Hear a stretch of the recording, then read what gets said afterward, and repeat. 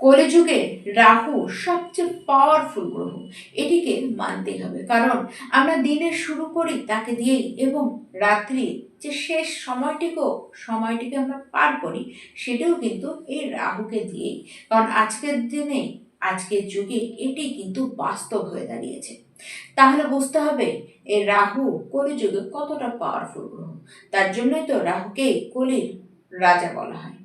তাহলে এ তো কলির রাজা একই, তার উপরে এখন রাহুদেব বসেছেন কোথায়? রাহুদেব বসেছে তার পরম মিত্র গ্রহের রাশি, মানে কুম্ভে। কুম্ভে রাহুদেব একই তো কমফোর্টেবল থাকেন, তার উপরে সেখানে তার নিজের নক্ষত্র শতভিসাতে বসে রয়েছে। 2025-এর 23শে নভেম্বর এই দিন সে শতভিসা নক্ষত্রে প্রবেশ করে গেছে, থাকবে 3রা জুলাই 2026 পর্যন্ত। তাহলে রাহুদেব এখানে 3 মাস তো কাটিয়ে ফেললেন। এই যে 3রা জুলাই 2026-এর পরে রাহুদেব ধনিষ্ঠা নক্ষত্রে প্রবেশ করবেন। তার মানে কি, রাহুদেব সে নক্ষত্র চেঞ্জ করলেও রাশি কিন্তু চেঞ্জ করছে না, রাশি সেই কুম্ভতেই বসে থাকবে। এবার প্রশ্ন হলো যে আপনারা তো মনে করতেই পারেন যে রাহু তো অনেকদিন আগেই বসেছেন, মানে 3 মাস তো আমরা কাটিয়ে ফেললাম, তাহলে আজকে এই নিয়ে কথা বলার কি আছে? দেখুন, কথা বলার এটি কারণ রাহুদেব এখানে বসেছেন তো আগে থেকেই। দেখুন, শনি এবং রাহুর মধ্যে তফাৎ কোথায়? শনিদেব প্রচন্ড ধীর গতিতে চলে।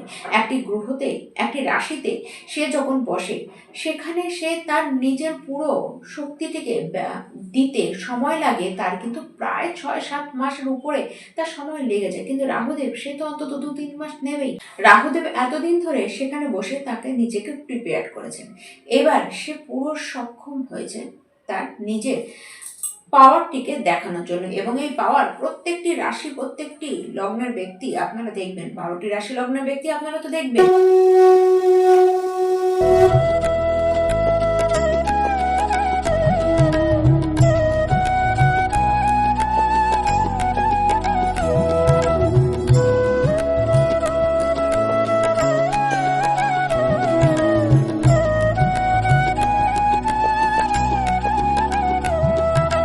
আজকে মকর রাশি আপনাদেরকে জানাবো যে রাহুর এই যে গোচর, এর ফল আপনাদের জীবনে কি হতে চলেছে। মকর রাশি, রাহুদেব আপনাদের কুণ্ডলিতে কোথায় বসে রয়েছেন? এই সময় রাহুদেব আপনাদের কুণ্ডলিতে 2য় ঘরে, মানে অর্থ ত্রিকোণে রাহু বসে রয়েছে। মানে কলির রাজা রাহু সে অর্থ ত্রিকোণে বসে রয়েছে। দেখুন, সহজ হিসাবে আপনারা তো ধরবেনই, এবং প্রত্যেকেই ধরবে যে আর্থিকভাবে অদ্ভুত উন্নতি তো রাহুদেব এখানে বসে করবেই। তার সাথে পরিবার পরিজন, আত্মীয় স্বজনের সাথে আপনাদের যে সম্পর্ক, তার একটি অদ্ভুত সমীকরণ কিন্তু দেখা যাবে।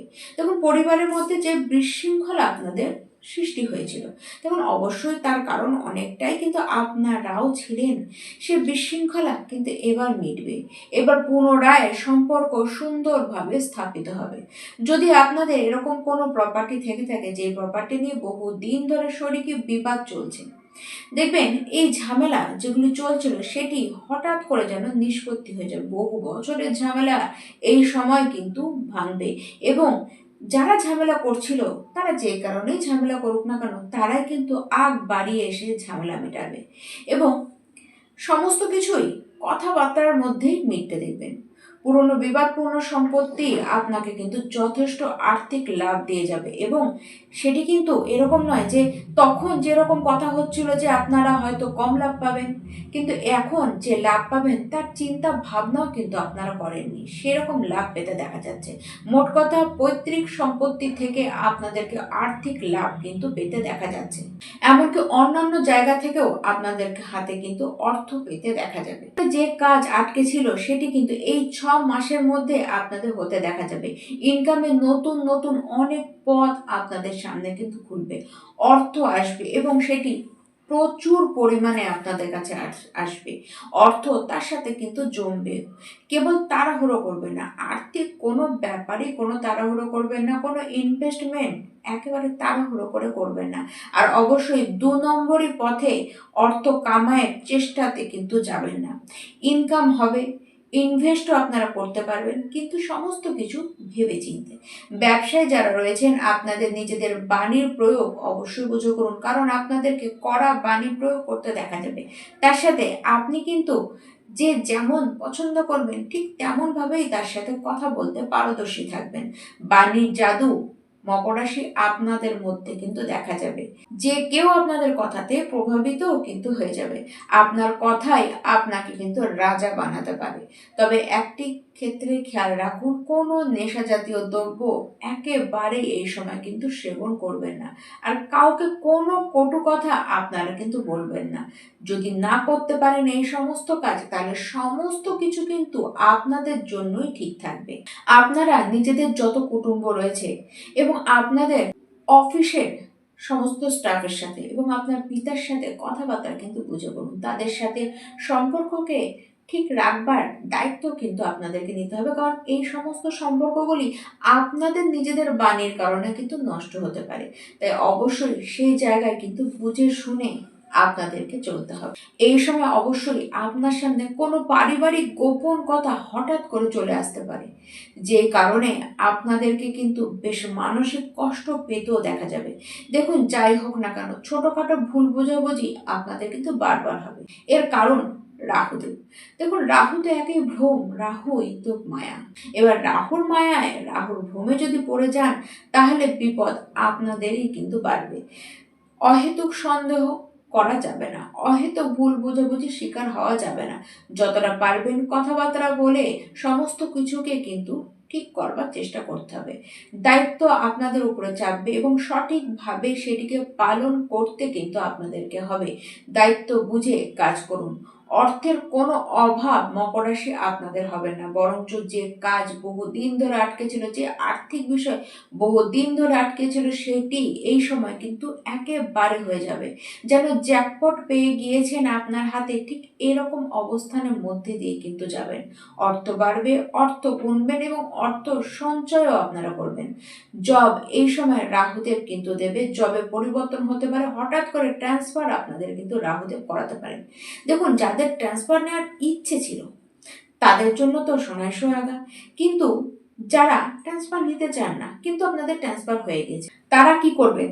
তারা নিজেদের যারা উচ্চ অধিকারিকা রয়েছে তাদের সাথে কথা বলুন, কারণ আপনার কথা জাদু তাদের জন্য কিন্তু চলবে।